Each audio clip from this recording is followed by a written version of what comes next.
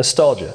It comes in many forms, but today I want to talk about nostalgia for video games. As for me, I grew up on classics such as Halo, Toontown, Bush Shootout, and one day I was taking a shower and I thought, what games are the kids nostalgic for these days? And then I thought, would they even feel nostalgia in the same way, especially because of the rise of live service games that are always changing and almost never die? And then I thought, man, I should shower often. That's pretty good. Nice. So to talk about myself for a minute, I'm a 28-year-old man. Looks can be deceiving. I know.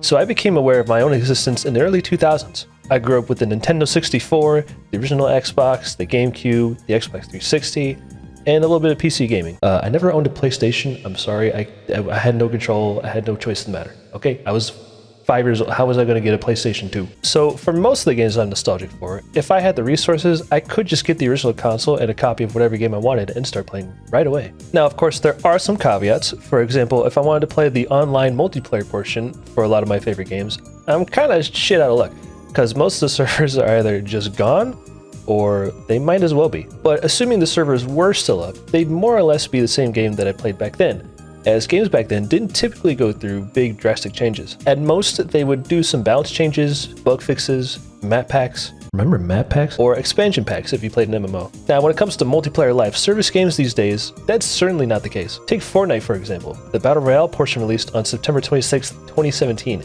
and since then it's gone through probably hundreds upon hundreds of updates by now.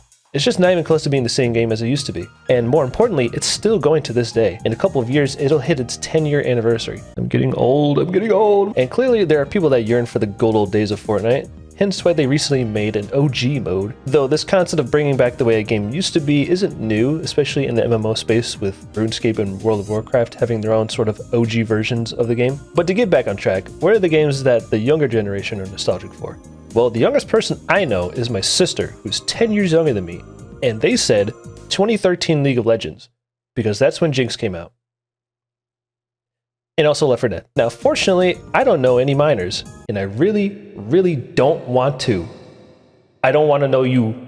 Go away. So I can't ask for more answers. Still, I want to put emphasis on the fact they mentioned the specific year when mentioning League of Legends. When it comes to live service games, there's no way to go back to a previous version of the game and play it. There's no way for people to play the 2013 version of League of Legends, or any other version for that matter, that isn't the most up-to-date. There's no way for them to relive the glory days, because as far as I know, there's no fan servers running specific versions for games like League of Legends. Even from back in my glory days, there's a version of Halo 2 with the infamous sword lunge glitch that can't be played again, unless of course you were to get the original console with the original game. But again, these live service games have had countless changes that can almost fundamentally change the game. From League of Legends adding literally over 100 characters, to Fortnite adding hundreds upon thousands of user-created maps and modes, skins, the thought of trying to have a fan server running one of these games seems like an impossible task. Like, which version of the game would be ran? The latest version? Some arbitrarily decided version? Maybe a mishmash of many different versions of the game, similar to Project M with the Smash Brothers franchise. Anyway, that brings me back to my original question. Would people feel nostalgia for these live service games the same way as other games? Probably. I mean, nostalgia is more about remembering certain times and periods of your life that happen to be connected to certain activities or people. Though I do think it would be harder to try to look back on times like that with the live service games of today for all the reasons I stated before. But what do you think? What games are you nostalgic for? Let me know in the comments below. Thanks for watching. Go away now.